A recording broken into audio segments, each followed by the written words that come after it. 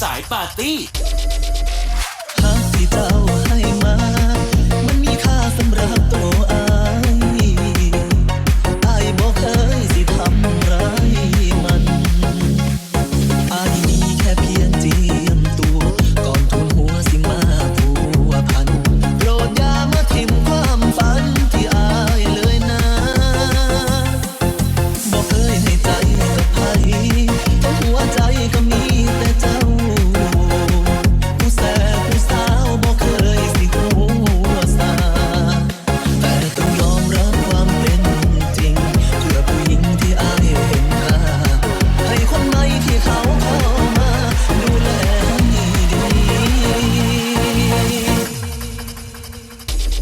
สำหรับอายแล้วเจ้านั้นมีค่าที่ผ่านมาหากเจ้า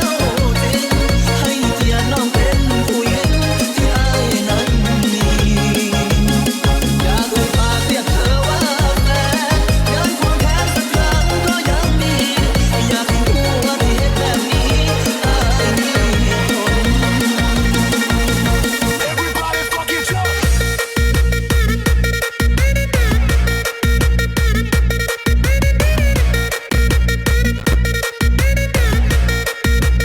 Let's go.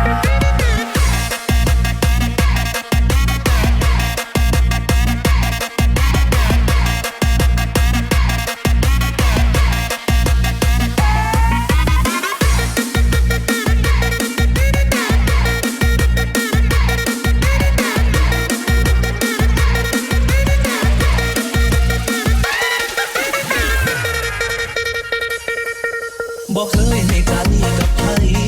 ทั้งหัวใจก็มีแต่เจ้าผู้แสบผู้สาวบอกเคยสิหัวซาแต่ต้องยอมรับความเป็นจริงเพื่อผู้หญิงที่อายเห็นค่าให้คนใหม่ที่เขาเข้ามาดูแลให้ดีสำหรับอายแล้วเจ้านั้นมีค่าที่ผ่านมาหากเจ้าจริงให้เกียรติน้องเป็นผู้หญิงที่